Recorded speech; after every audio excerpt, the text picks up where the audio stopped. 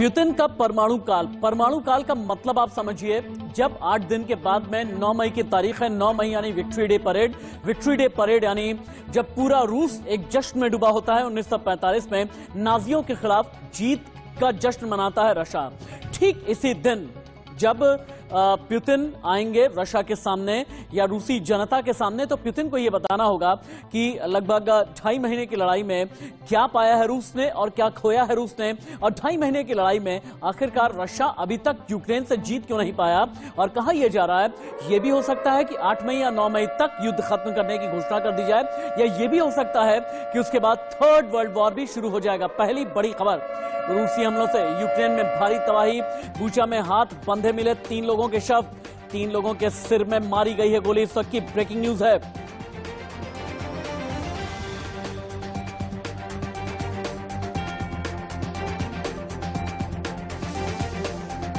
युद्ध के अभी तक 67 दिन पूरे हो गए हैं। 67 दिन में किसने क्या पाया है, क्या खोया है, ये तो हम आपको बताएंगे। लेकिन 67वें दिन की बिग ब्रेकिंग क्या है, 10 बड़ी खबरें क्या हैं, अब आप टीवी स्क्रीन पर ये देखें। रूस यूक्रेन जंग के अब तक लगभग 67 दिन पूरे हो गए हैं। खार्किव के 4 गांव रशिया से छीन लिए हैं, ये यूक्रेन दावा कर रहा है। अमेरिका ने 12 फ्लाइट से हथियार भेजे हैं। अमेरिका ने यूक्रेन को हथियार भेजे। हॉलीवुड स्टार एंजेलिना जॉली भी यूक्रेन पहुंची हैं। यूक्रेन के पोक्रोवस्क शहर पहुंची एंजेलिना। विस्थापित बच्चों से मिली हैं एंजेलिना जॉली। 9 मई से तेज हो सकते हैं रशियन हमले। 9 मई को रूस मनाता है विक्ट्री डे। खिरसान ओब्लास्ट में लेनिन की मूर्ति लगाई गई है। रूसी सैनिकों की 12 बस्तियों में गोलीबारी हो गई है। ये आज की 10 बड़ी खबरें हैं। एक और बिग ब्रेकिंग आ रही है। रशिया के विदेश मंत्री सर्गेई लावरोव ने यूएस को चेतावनी दी है। सर्गेई लावरोव ने कहा, शांति चाहते हैं तो हथियार ना भेजें। सर्गेई लावरोव ने यूरोपियन देशों को भी वार्निंग दी है। यूक्रेन को हथियारों की सप्लाई से युद्ध भड़केगा, ये कहना है रशिया का।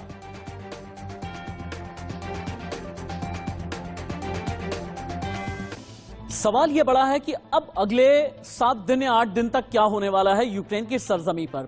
इतनी तबाही मच चुकी है, इसके बाद फिर रशिया को जवाब देना है अपनी जनता को। लेकिन नेटो और अमेरिका इस चक्कर में है कि अगर तकनीकी तौर पर युद्ध की घोषणा कर देता है रशिया, क्योंकि अभी तक रशिया ये कह रहा है कि हमने 67 दिन तक मिलिट्री ऑपरेशन चलाया है, लेकिन अगर बाकी नेटो भी कूद गया और अमेरिका भी आ गया युद्ध में, तो फिर इसे हम जंग का नाम दे देंगे। सवाल यह है, अगर जंग विश्व युद्ध में तब्दील होती है तो पूरी दुनिया कितनी बड़ी बर्बादी के मुहाने पर खड़ी है।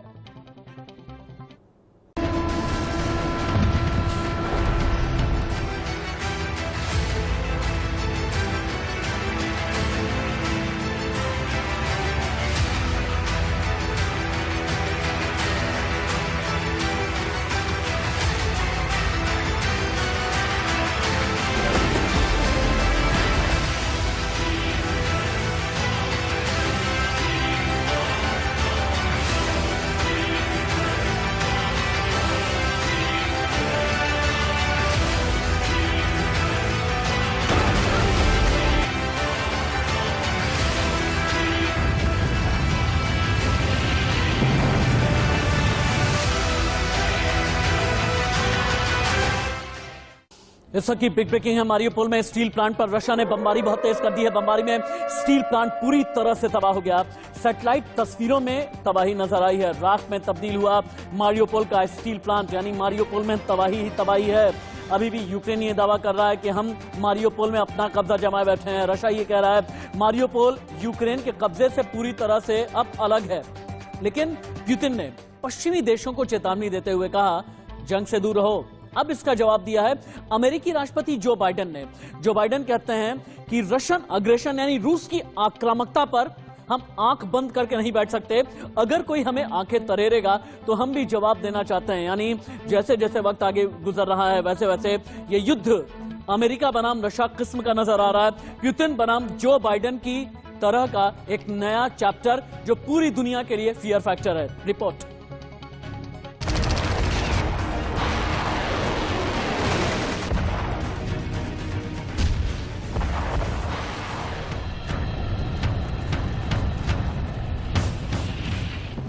क्या न्यूक्लियर जंग को भड़काना चाहता है America? In terms of their ability to win, the first step in winning is believing that you can win. And so they believe that we can win. We believe that we can win. They can win if they have the right equipment, the right support. And we're going to do everything we can, continue to do everything we can to ensure that that gets. क्या nuclear जंग के हालात पैदा कर रहा है great Britain? The war in Ukraine is our war. It's everyone's war, because Ukraine's victory is a strategic imperative for all of us. Heavy weapons, tanks, aeroplanes, digging deep in our inventories, ramping up production. We need to do all of this. Some argue that we shouldn't provide heavy weapons for fear of provoking something worse. But my view is that inaction would be the greatest provocation. This is a time for courage, not for caution. क्या Germany नहीं चाहता कि ये जंग रुके? Wir werden über jede solche Anträge auf Exportgenehmigungen intensiv beraten, so wie wir das bisher auch gemacht haben. Es geht darum, dass es jetzt schnell geht mit der Unterstützung für die Ukraine, dass es wirksame Möglichkeiten sind, die wir liefern und vor allen Dingen, dass es abgestimmt ist mit unseren alliierten Partnern. हालात बद से बदतर होते जा रहे हैं। राष्ट्रपति Putin ने संसद में खड़े होकर ऐलान किया कि दुनिया के देश यूक्रेन में दखलंदाजी न करें वरना हालात बेकाबू हो जाएंगे। पुतिन की इस चेतावनी को सीधे सीधे चुनौती दी है दुनिया की सबसे बड़ी शक्ति अमेरिका ने। अमेरिका के प्रेसिडेंट जो बाइडेन ने यूक्रेन की मदद के लिए अमेरिकी कांग्रेस के सामने $33 अरब की मदद का प्रस्ताव रखा है। साफ है जिस तरह से अमेरिका यूक्रेन के लिए अपना खजाना खोलने जा रहा है, वो किसी भी कीमत पर यूक्रेन पर रूसी जीत को नहीं देखना चाहता। रूस की सत्ता को लेकर बाइडेन ने 4 बड़ी बातें बोली। पहली बात, क्रेमलिन का व्यवहार गैर जिम्मेदाराना है।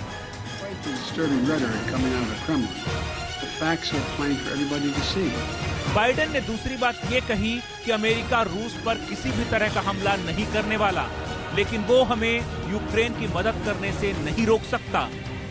We're not attacking Russia. We're helping Ukraine defend itself against Russian aggression. The cost of this fight is not cheap. Biden ने तीसरी बड़ी बात जो बोली वो ये कि अमेरिका पूरी ताकत के साथ यूक्रेन की जनता के साथ खड़ा है। But caving to aggression is going to be more costly if we allow it to happen. We either back Ukrainian people as they defend their country, or we stand by as the Russians continue their atrocities and aggression in Ukraine. रूस ने जिस तरह से Poland और Bulgaria से natural gas की supply पर रोक लगाई है, उसे भी बाइडेन ने आड़े हाथों लिया और यूरोपीय देशों के सुर से सुर मिलाते हुए कहा कि ये रूस का ब्लैकमेल करने का रवैया बिल्कुल ठीक नहीं है। We will not let Russia intimidate or blackmail their way out of these sanctions. We will not allow them to use their oil and gas to avoid consequences. Joe Biden के बयान की टाइमिंग बता रही है कि America और पश्चिमी देश पुतिन की चेतावनी को बिल्कुल भी गंभीरता से नहीं ले रहे, बल्कि बाइडेन के इस बयान को पुतिन की यूक्रेन में दखलंदाजी नहीं करने की चेतावनी का जवाब माना जा रहा है। सुनिए पुतिन ने क्या कहा था। Если кто-то вознамерится вмешаться в происходящие события со стороны, то они должны знать, да, и будут создавать для России неприемлемые для нас угрозы стратегического характера, они должны знать, что наш ответно-встречные удары будут молниеносными, быстрыми. У нас есть для этого все инструменты, такие, которыми не может сейчас похвастаться никто, а мы хвастаться не будем. Мы будем их использовать, если потребуется. И хочу, чтобы все об этом знали. साफ है, 2 सुपर पावर्स की ये जवानी जंग एक खतरनाक मोड़ ले चुकी है। रूसी मीडिया में जो बहस हो रही है, वो दुनिया के लिए और भी ज्यादा डराने वाली है। Или мы проигрываем на Украине, или начинается Третья мировая. Лично я считаю более реалистичным путь Третьей мировой. Потому что, зная нас, зная нашего руководителя Путина Владимира Владимировича, вот самое невероятное, что в конце концов все это закончится ядерным ударом, мне представляется все же более вероятным, чем вот такое развитие событий. К ужасу моему, с одной стороны, с другой стороны, к пониманию, что, ну что. तो इस पूरी क्रोनोलॉजी को समझिए। रूसी मीडिया पर चर्चा, इससे पहले पुतिन की चेतावनी, बाइडेन का पुतिन पर हमला, पश्चिमी देश का रूस के प्रति रवैया, टकराव और टसल हर पल हर दिन बढ़ रहा है। शांति की उम्मीदें हर पल खत्म हो रही हैं। यूक्रेन अखाड़े में तब्दील हो चुका है। यूक्रेन में दुनिया के खतरनाक हथियारों का जमघट लग रहा है। डर लग रहा है क्या थर्ड वर्ल्ड वॉर और एटमी हमले की भूमिका बन गई है। Bureau report, India news.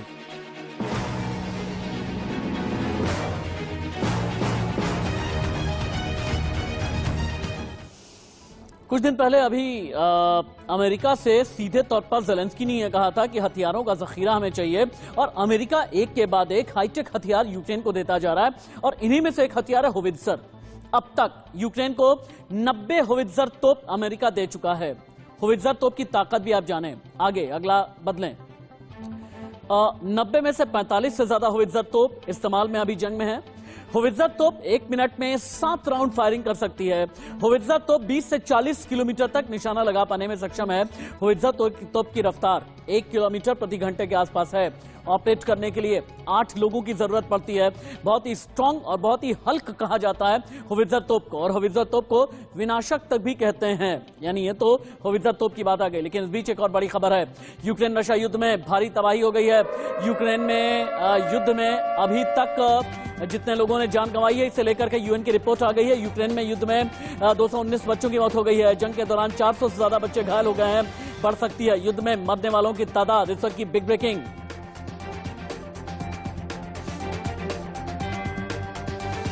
लेकिन मैंने आपको कहा ना कि इस वक्त हथियारों की एक ऐसी होड़ सी चल रही है जो अमेरिका यूक्रेन को दे रहा है, और रशिया भी अपने परीक्षण करके ये बता रहा है कि किस तरीके के मिसाइल रशिया के पास में है। यानी आईसीबीएम्स यानी इंटरकॉन्टिनेंटल बैलिस्टिक मिसाइल किस तरह की है। वहीं अमेरिका है, अमेरिका दे रहा है स्टिंगर मिसाइल, अमेरिका दे रहा है जेवलिन मिसाइल। जेवलिन मिसाइल जो इतना मारक है, इतना विनाशक है, जिसके बारे में अभी आगे मैं आपको बताऊंगा। यानी हथियारों की एक जंग चल रही है। यह बताया जा रहा है कि state of the art equipment वाले हथियार किस तरह जंग के मैदान में है। यूक्रेन जंग में नया सा दौर शुरू हो गया है। दौर है हथियारों की नुमाइश का, हथियारों को आजमाने का। पूरी दुनिया के सारे खतरनाक हथियार कैसे यूक्रेन पहुंच गए हैं, देखिए। अब तक आपने यूक्रेन में जो तबाही देखी है वो आपको छोटी मालूम पड़ सकती है।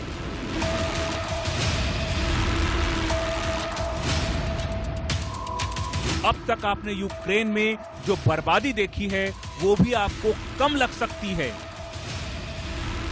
अब तक आपने यूक्रेन में जो विनाश लीला देखी है वो आपको ट्रेलर जैसा लग सकता है।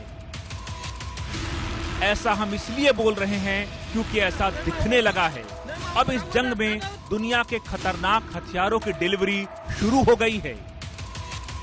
ये देखिए, अमेरिका के नेशनल गार्ड कैसे अपने गोदामों से हथियार निकाल रहे हैं यूक्रेन भेजने के लिए। ये है M113 आर्म्ड पर्सनल कैरियर। अब इसका इस्तेमाल रूस के खिलाफ यूक्रेन जंग में होने जा रहा है। ये यूक्रेन को दी जा रही $800 मिलियन की अमेरिकी सैन्य सहायता का हिस्सा है। यूक्रेन जा रहे इस बेड़े में 72 होवित्जर तोपें हैं, 120 टेक्निकल ड्रोन्स हैं, 1,44,000 आर्टिलरी राउंड्स हैं। यही नहीं, अमेरिका के अलावा 40 और देश यूक्रेन को हथियारों की सप्लाई करने जा रहे हैं। हम बार बार ये बात इसलिए कह रहे हैं कि ये सब कुछ सिर्फ ट्रेलर है, क्योंकि अमेरिका के राष्ट्रपति जो बाइडन इसके अलावा $33 अरब का और इंतजाम कर रहे हैं इस जंग में झोंकने के लिए। No one should be making idle comments about the use of nuclear weapons or the possibility they need to use that. It's irresponsible. इससे पहले रूस ने हथियारों का ऐसा जखीरा यूक्रेन में बरामद किया जिसमें पश्चिमी देशों के घातक हथियार शामिल हैं। देखिए यूक्रेन की मदद के लिए पश्चिमी देशों के ये घातक हथियार।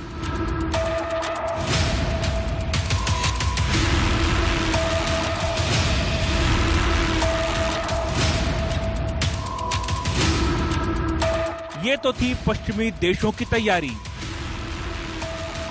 रूस की तैयारी तो और भी घातक है।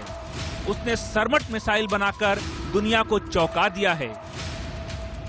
इस्कंदर मिसाइलों की तैनाती हो चुकी है। ब्लैक सी से रूस ने यूक्रेन को चारों तरफ से घेर रखा है। ब्रिटिश विदेश मंत्री लिज ट्रुस ने भी कह दिया है कि ये जंग अगले 10 साल तक खत्म नहीं होने वाली। साफ है, दुनिया के ताकतवर देशों की अकल पर अहंकार का पत्थर पड़ गया है। कूटनीति के रास्ते बंद हो जाने का मतलब यह है कि आपकी सारी शिक्षा फिजूल है, क्योंकि वर्चस्व की लड़ाई तो जानवर भी लड़ लेते हैं। विज्ञान और इंसानियत तो दुनिया की बेहतरी की कोशिश करती है। विज्ञान को विनाश का सामान बनाकर इस लड़ाई ने इंसान के इंसान होने पर सवाल खड़ा कर दिया है। सोचिएगा जरूर। Bureau report, India news.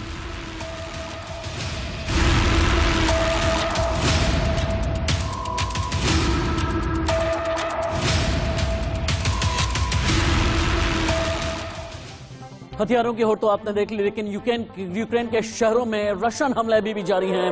Odesa में रूस के हमले तेज हो गए हैं। ओडेसा में अभी भी रूस ने ताबड़तोड़ हमले किए हैं और यूक्रेन के कई शहरों में इसी तरह के अटैक जारी हैं। ओडेसा हवाई अड्डे का रनवे पूरी तरह से तबाह हो गया है। और जैसा कि मैंने आपको बताया कि अमेरिका यूक्रेन को बहुत ही मारक, बहुत ही घातक और बहुत ही विनाशक हथियार दे रहा है। थोड़ी देर पहले हमने आपको बताया था कि अमेरिका ने किस तरह से हवित्ज़र दिया है, लेकिन एक ड्रोन है। इस ड्रोन का नाम है फिनिक्स घोस्ट। घोस्ट का मतलब समझते हैं ना आप, भूत। ठीक समझा आपने। फिनिक्स घोस्ट ड्रोन दिया है यूक्रेन को। घोस्ट का मतलब होता है, शाब्दिक अर्थ है भूत। अमेरिका ने खास यूक्रेन की मदद के लिए इसे डिजाइन किया है, इसे कस्टमाइज किया गया है। घोस्ट ड्रोन में कैमरा लगा है, न्यूक्लियर वॉरहेड दोनों साथ में लगे होते हैं। यानी कैमरा पहले तो अटैक को जहां अटैक करना है यानी टारगेट पूरी तरह से सेट करता है, उसके बाद न्यूक्लियर वॉरहेड चला दिया जाता है। फिनिक्स घोस्ट आत्मघाती ड्रोन है, उड़ते हुए बम जैसा। 6 घंटे हवा में रह सकता है। टारगेट को ट्रैक करने की क्षमता है, यानी 6 घंटे आसमान में रहता है। अपने टारगेट को आसमान से ही यूं नीचे ऐसे देख रहा होता है। अगर टारगेट मान लीजिए मोबिलाइज कर रहा है, इधर से उधर जा रहा है, तो फिर हवा से ही अपने टारगेट को तुरंत ही फिनिक्स घोस्ट चेंज करता है। 10 से 40 किलोमीटर की दूरी के अंदर टारगेट पर यह करता है अटैक। टैंक, बख्तरबंद गाड़ियां, आर्मर्स उड़ाने में भी माहिर है ये फिनिक्स घोस्ट। और इसीलिए कहते हैं कि अमेरिका का ऐसा भूत है जो रशिया का काल बन सकता है। लेकिन पुतिन की एक धमकी से सहम गए हैं दुश्मन। बड़ी खबर है, पुतिन ने दी परमाणु हमले की धमकी और पुतिन ने ये कहा कि जो रास्ते में आएगा मारा जाएगा। पुतिन ने दिखाया घातक हथियारों का दम। इस वक्त की बिग ब्रेकिंग, यानी पूरी दुनिया को, नेटो को, अमेरिका को, सभी को इस वक्त धमकी दे रहे हैं पुतिन कि अगर कोई रास्ते में आता है, अगर कोई भी अड़ंगा लगाने की कोशिश करता है तो वो ठीक नहीं होगा। यूक्रेन में जिसने टांग अड़ाई वो न्यूक्लियर बम के लिए रहे तैयार। पश्चिमी देशों को यह धमकी दी है रशिया के राष्ट्रपति व्लादिमीर पुतिन ने। पुतिन की धमकी कितनी जरूरी थी या ये उनकी मजबूरी है, समझिए रिपोर्ट।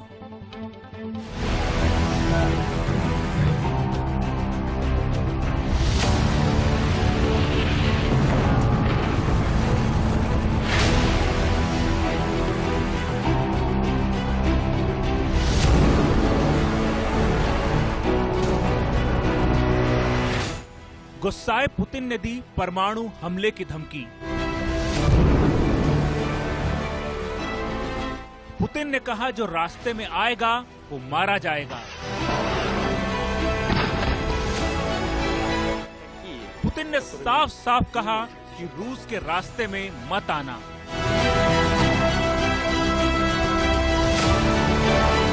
पुतिन ने दिखाया घातक हथियारों का दम।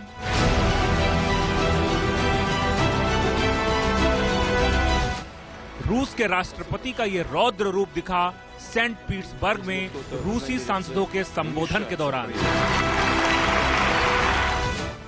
दरअसल रूस के राष्ट्रपति की चिंता ये है कि अमेरिका समेत तमाम पश्चिमी देश बेरोक-टोक यूक्रेन को जमकर मदद दे रहे हैं। कल ही रूसी सेना ने खतरनाक हथियारों का एक ऐसा जखीरा पकड़ा जिसमें पश्चिमी देशों के घातक हथियार शामिल थे। इन हथियारों का इस्तेमाल यूक्रेन रूस के खिलाफ करने जा रहा था। रूसी सांसदों को संबोधित करते हुए पुतिन ने स्पष्ट शब्दों में कह दिया कि यूक्रेन मामले में रूस किसी भी तरह की बाहरी दखलंदाजी को बर्दाश्त नहीं करेगा। Если кто-то вознамерится вмешаться в происходящие события со стороны, то они должны знать, да, и будут создавать для России неприемлемые для нас угрозы стратегического характера, они должны знать, что наш ответно-встречные удары будут молниеносными, быстрыми. У нас есть для этого все инструменты, такие, которыми не может сейчас похвастаться никто, а мы хвастаться не будем. Мы будем их использовать, если потребуется. И хочу, чтобы все об этом знали. पुतिन का इशारा साफ था। वो परमाणु बम से लैस सरमट मिसाइल का जिक्र कर रहे थे। वो सरमट मिसाइल जिसका दुनिया में कोई तोड़ नहीं है। रूस ने कुछ दिन पहले ही इंटरकॉन्टिनेंटल बैलिस्टिक मिसाइल का परीक्षण किया है। ये मिसाइल दुनिया के किसी भी टारगेट को हिट करने की क्षमता रखती है। इससे पहले रूस के विदेश मंत्री ने भी अपने बयान में साफ साफ कहा था कि परमाणु हमले की चेतावनी हकीकत है, तीसरा विश्व युद्ध कल्पना नहीं है। Весьма и весьма существенные. Очень не хотелось бы, чтобы эти риски искусственно раздувались, а желающих таких немало. Опасность серьезная, она реальна, ее нельзя недооценивать. रूसी नेताओं के बयान से लगने लगा है कि इस जंग का दायरा अब यूक्रेन से बाहर जाने वाला है। रूसी संसद में यूक्रेन के साथ अपने बीते रिश्तों को याद करते हुए पुतिन ने कहा कि उन्होंने हमेशा यूक्रेन के साथ सहानुभूति रखी थी, लेकिन अब वो हमारे विरोधियों का अड्डा बन चुका है और उनके इशारे पर यूक्रेन बायोलॉजिकल हथियार तैयार कर रहा है, जिसकी इजाजत रूस नहीं दे सकता। И хочу, чтобы все об этом знали. उधर यूक्रेन में रूस ने 45 साल पुरानी रूस यूक्रेन दोस्ती की आखिरी मिसाल को भी ढहा दिया। नफरत इस कदर हावी हो चुकी है कि कभी एक जिस्म रहे ये देश अब एक दूसरे को धरती के मानचित्र से मिटा देने पर आमादा हो गए हैं। दुनिया को ये जरूर सोचना चाहिए कि इस धरती पर वो खलनायक कौन है जो दो दोस्तों को इस कदर नफरत के लिए मजबूर कर रहा है। सोचिएगा जरूर। Bureau report, India news.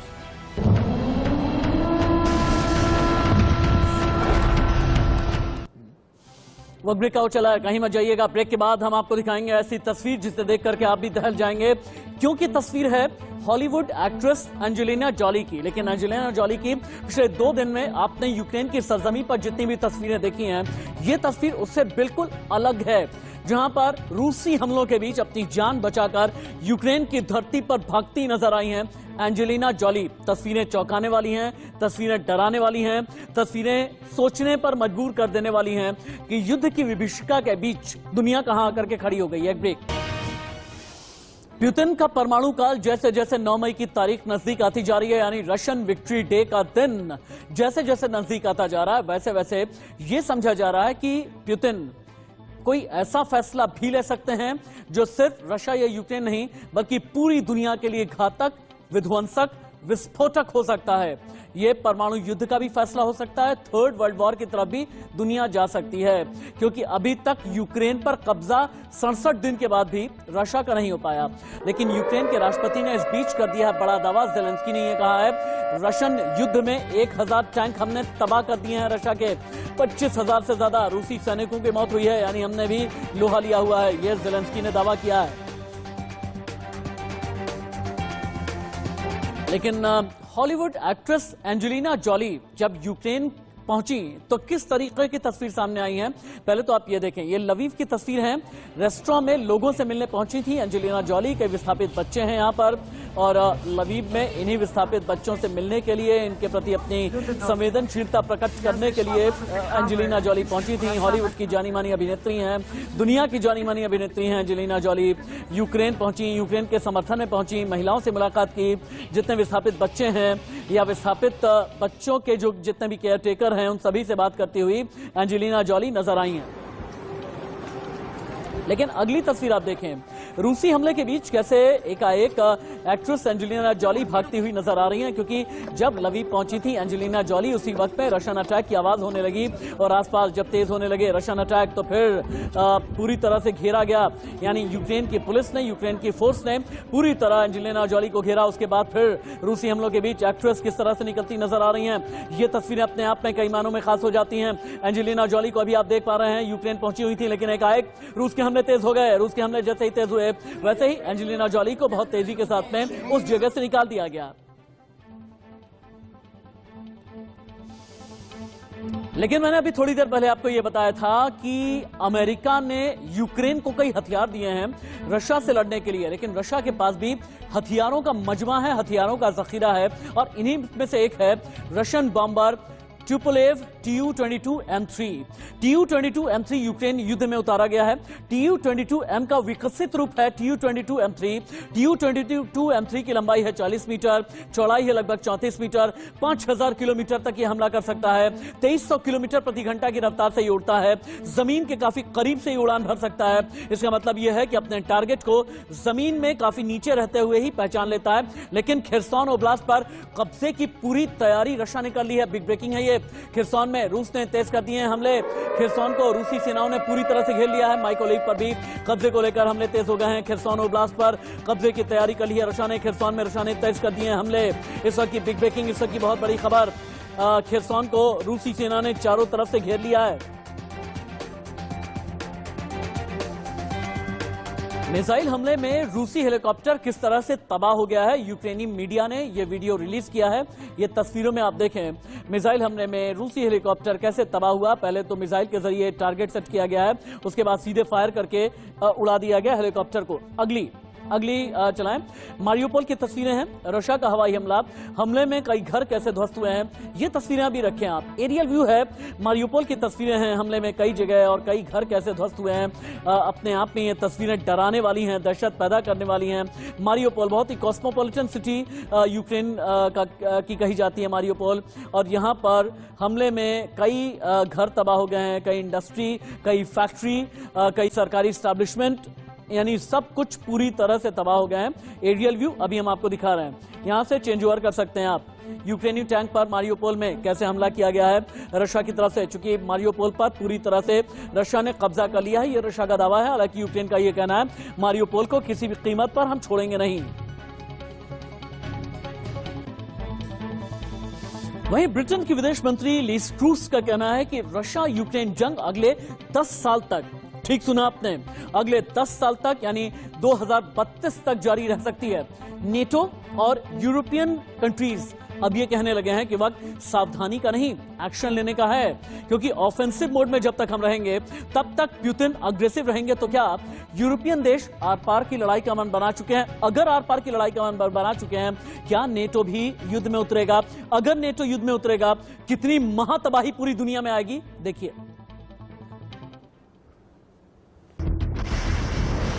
आखिर रूस बार बार क्यों तीसरे विश्व की चेतावनी दे रहा है? आखिर रूस क्यों बार बार न्यूक्लियर वॉर की धमकी दे रहा है? आखिर रूस क्यों बार बार कह रहा है कि यूक्रेन में दखलंदाजी बर्दाश्त नहीं होगी? जंग के 2 महीने बीत जाने के बाद लगता है सब कुछ रणनीति के तहत हो रहा है। लगता है पश्चिमी देशों ने रूस से दो हाथ करने का मन बना लिया है। सुनिए ब्रिटेन के विदेश मंत्री लिज ट्रूस का क्या कहना है।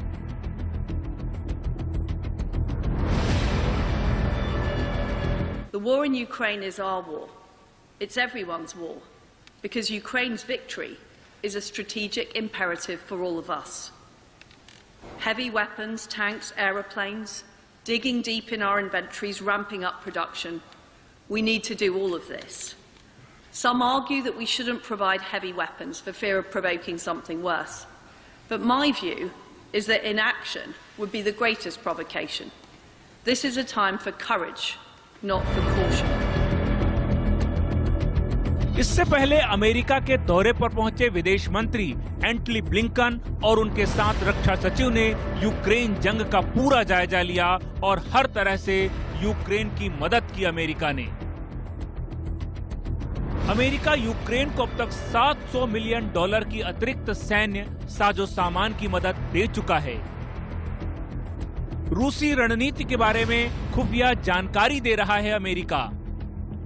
रूसी लोकेशन की सैटेलाइट तस्वीरें साझा कर रहा है अमेरिका यूक्रेन के साथ। रूसी हमले की पहले से जानकारी दे रहा है अमेरिका यूक्रेन को।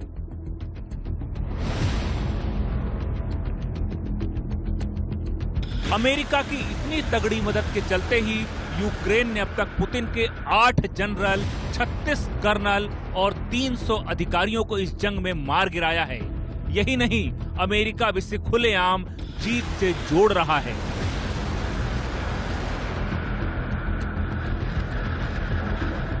In terms of their ability to win, the first step in winning is believing that you can win. And so they believe that we can win. We believe that we can win. They can win if they have the right equipment, the right support. And we're going to do everything we can, continue to do everything we can to ensure that that gets. उधर Germany, जो कल तक Ukraine को हथियार देने से आनाकानी कर रहा था, अब वो खुलकर मदद के लिए आगे आ गया है। जर्मनी यूक्रेन को 50 गेपर्ड टैंक देने पर राजी हो गया है। Wir werden über jede solche Anträge auf Exportgenehmigungen intensiv beraten, so wie wir das bisher auch gemacht haben. Es geht darum, dass es jetzt schnell geht mit der Unterstützung für die Ukraine, dass es wirksame Möglichkeiten sind, die wir liefern und vor allen Dingen, dass es abgestimmt ist mit unseren alliierten Partnern. उधर Canada ने भी रूस को खतरनाक हथियार और कई बख्तरबंद गाड़ियां सप्लाई कर दी हैं। और ये सारे हथियार पोलैंड के गुप्त रास्तों से यूक्रेन पहुंचाए जा रहे हैं, जिसके बाद गुस्साए पुतिन ने पोलैंड को सबसे पहले अपने निशाने पर लिया और नेचुरल गैस सप्लाई की डिलीवरी को रोक दिया है।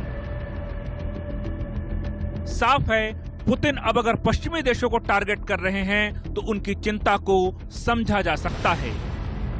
पुतिन समझ गए हैं कि यूक्रेन को जीतना है तो नेटो देशों को काबू में रखना ही होगा और इसके लिए वो वर्ल्ड वॉर में जाने को भी तैयार दिख रहे हैं। और उधर अमेरिका समेत तमाम नेटो देश भी जंग का मूड बना रहे हैं, यानी दुनिया थर्ड वर्ल्ड वॉर के मुहाने पर खड़ी है। Bureau report, India news.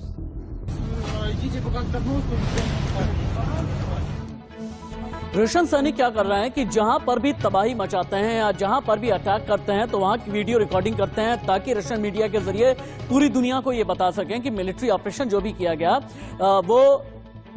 वो रशिया के लिए कितने बड़े कैनवास का है और रशिया की ताकत बताए। लेकिन वीडियो बनाते रूसी सैनिक पर कैसे अटैक किया गया है, ये तस्वीरें अभी हम आपको दिखा रहे हैं, जहां पर एक रूसी सैनिक वीडियो बना रहा था और सीधे फिर उसके ऊपर अटैक कर दिया गया। अंत में जो आपको एक आग जैसा नजर आ रहा है, एक स्पार्क सा नजर आ रहा है, वहीं पर रूसी सैनिक पर हमला किया गया है। Суммарно у нас 3 300. Первая основная задача выполнена. लेकिन अगर एक तरफ हथियारों की लड़ाई चल रही है तो वहीं दिमाग की भी लड़ाई चल रही है और दिमाग की लड़ाई फिर समंदर में उतर आती है डॉल्फिन बनकर। डॉल्फिन, ठीक समझा आपने, काला सागर यानी ब्लैक सी में रशिया ने तैनात किए हैं डॉल्फिन्स। रूसी नेवी बेस की सुरक्षा में ये डॉल्फिन्स तैनात की गई हैं। रशिया ने डॉल्फिन्स को बड़ी खास ट्रेनिंग दी हुई है। डॉल्फिन्स घुसपैठ को नाकाम करती हैं। सेवस्तोपोल बंदरगाह पर 2 डॉल्फिन पेन रखे गए हैं। सेवस्तोपोल रूसी नौसेना का प्रमुख नौसैनिक अड्डा है और यहीं ब्लैक सी में सेवस्तोपोल नौसैनिक अड्डा आता है। यहीं पर जासूस डॉल्फिन रखी गई हैं। व्हेल और सील को भी ट्रेनिंग देता है रशिया। पानी के नीचे जवाबी कार्रवाई करती हैं डॉल्फिन। शीत युद्ध के दौरान भी सोवियत सेना ने यह यूनिट शुरू की थी और इसी डॉल्फिन की यूनिट का इस्तेमाल अभी भी किया जा रहा है, ताकि ब्लैक सी में अगर नेटो घेरने की कोशिश करे, अगर यूक्रेन घेरने की कोशिश करे, तो फिर इन्हीं डॉल्फिन के जरिए जासूसी कराई जाए और अटैक किया जाए। आइए अब आपको बताते हैं कि रशिया ने कैसे दिया पश्चिमी देशों के प्रतिबंधों का जवाब। रशिया ने पोलैंड बुल्गारिया को गैस सप्लाई रोकी। इसके साथ ही पश्चिमी देशों की पोल भी खुल करके रह गई है। यानी पश्चिमी देशों ने यूक्रेन को सबसे पहले बनाया स्केपगोट, यानी बलि का बकरा, लेकिन पश्चिमी देशों को भी आंखें तरेरने से बाज नहीं आ रहे हैं व्लादिमीर पुतिन। देखिए,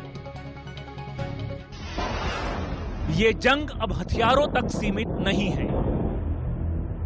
ये जंग अब आर्थिक प्रतिबंधों तक पहुंच गई है। प्रतिबंधों की पहली बाजी खेली अमेरिका ने।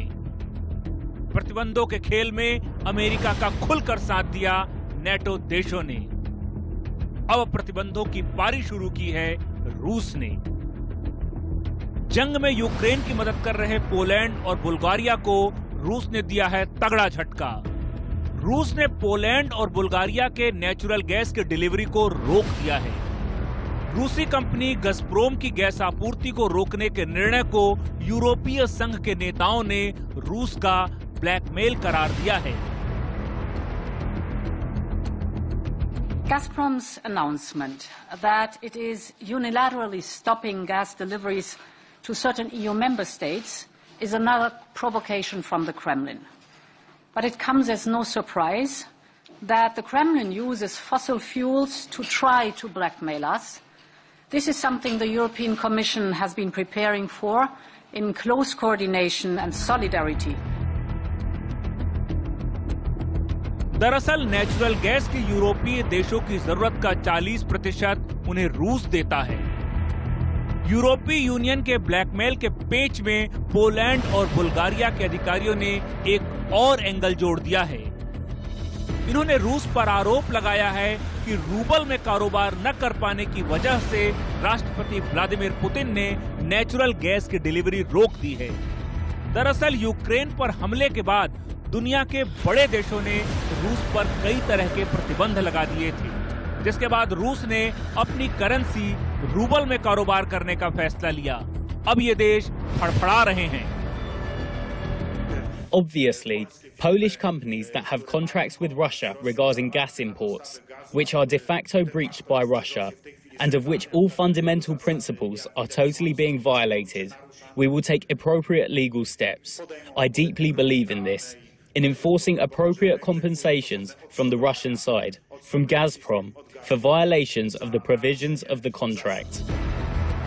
अब बुल्गारिया के ऊर्जा मंत्री की बात सुनिए। It is clear that natural gas is currently being used more as a political and economic weapon in the form of a war rather than a legal trade. In terms of legal and trade relations, the Bulgarian side has absolutely no violations.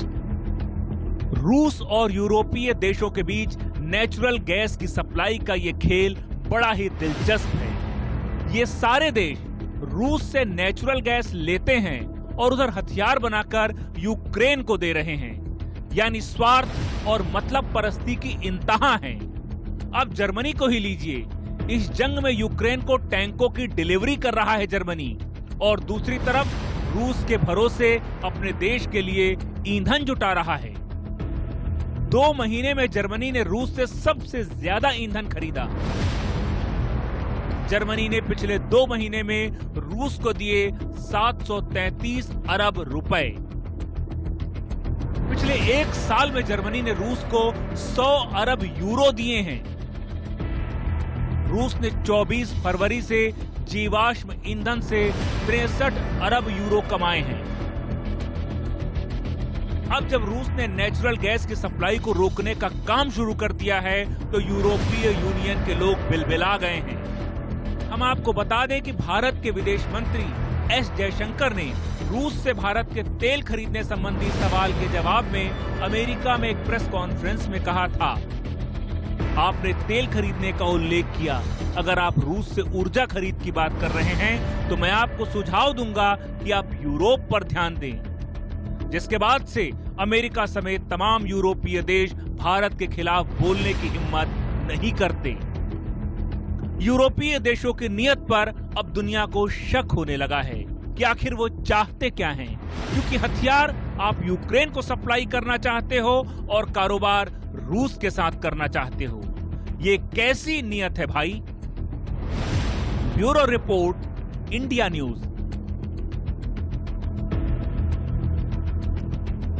संयोजक अरविंद केजरीवाल को गुजरात के भरूच से आप live सुन रहे थे। आगे बढ़ते हैं, वापस से रशिया यूक्रेन युद्ध की खबरों पर हम आते हैं, और जहां पर ब्रिटेन भी अब युद्ध में उतरने की अपनी तैयारी कर रहा है। डायरेक्टली ये पता चल रहा है क्योंकि स्पेशल वेपन्स स्टोरेज साइट में रख दिए गए हैं। 14 साल के बाद मिलिट्री बंकर्स को अपग्रेड ब्रिटेन ने किया है। ब्रिटिश रॉयल एयरफोर्स लेकिन हीथ में तैनाती की गई है। लंदन से 100 किलोमीटर दूर अमेरिकी एटम बम है, इस तरह की खुफिया जानकारी मिली है। और लेकिन हीथ यूएस एयरबेस पर अपने हथियार रखेगा, यह भी ब्रिटेन ने अपनी रणनीति में शुमार किया है। लेकिन अजोवस्तल की खबर आपको दिखाते हैं और तस्वीर दिखाते हैं। यूक्रेन और रशिया जब आमने सामने थे, अजोवस्तल में किस तरह की तस्वीर सामने आई है ये तस्वीरों में आप देखें।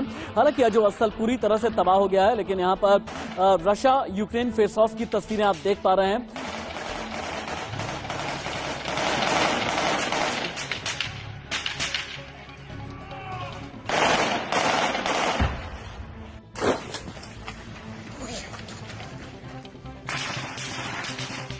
आपको भी ये लगता है ना कि यूक्रेन 67 दिनों से टिका कैसे है? क्योंकि यूक्रेन के पास में है javelin anti armour system. Javelin में इंफ्रारेड सेंसर्स लगे हुए हैं। टारगेट खोजने के लिए हवा में ये थर्मल इमेजिंग करता है।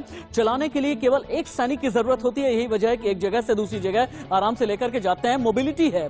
जेवलिन मिसाइल की मारक क्षमता जो है अचूक है, यानी इसकी एक्यूरेसी बड़ी जबरदस्त है। अगर एक बार टारगेट सेट किया तो फिर 1 से 2 मीटर प्लस माइनस ही एक्यूरेसी रहती है। जेवलिन मिसाइल कंप्यूटर से भी ये गाइड होती है। अब तक रशिया के 444 टैंकों को जेवलिन के जरिए नष्ट किया गया है। यूक्रेन का यह दावा है, ज़ेलेंस्की का यह दावा है। लेकिन इसके अलावा यूक्रेन के पास में है स्टिंगर मिसाइल, जो कि अमेरिका ने दी है। 800 स्टिंगर मिसाइल्स। स्टिंगर हवा में ही विमानों को नष्ट करने में सक्षम है। वजन में बहुत हल्की मिसाइल है, जैसा तस्वीरों में आपको नजर भी आ रहा है। लंबाई 5 फीट है, चौड़ाई लगभग 4 इंच के आसपास की होती है। 48,000 मीटर तक की दूरी से यह हमला स्टिंगर मिसाइल के जरिए हो जाता है। वजन है लगभग 10 किलोग्राम। लॉन्च ट्यूब जो इसकी है लगभग 5.25 किलो के। लॉन्च ट्यूब का मतलब होता है जो आगे का हिस्सा जहां से वॉरहेड अटैक किया जाता है। हालांकि स्टिंगर और जेवलिन इन दोनों के बारे में यह कहा जा रहा है कि आज की तारीख में अगर यूक्रेन ने अपना रेजिस्टेंस दिखाया है, यानी अपना प्रतिरोध दिखाया है, तो इसके पीछे सिर्फ और सिर्फ स्टिंगर मिसाइल और जेवलिन ही है। क्योंकि ये 2 ऐसे हथियार हैं जो अमेरिका ने यूक्रेन को दिए और यूक्रेन ने इसे और घातक, विध्वंसक, विनाशक, विस्फोटक बना करके रशिया का सामना किया है। आगे बढ़े उससे पहले डॉनबास का इलाका हम आपको दिखाते हैं, जहां घर छोड़ने के लिए लोग मजबूर हो गए हैं। डॉनबास का इलाका वही है जहां से अपना मिलिट्री ऑपरेशन रशिया ने शुरू किया था।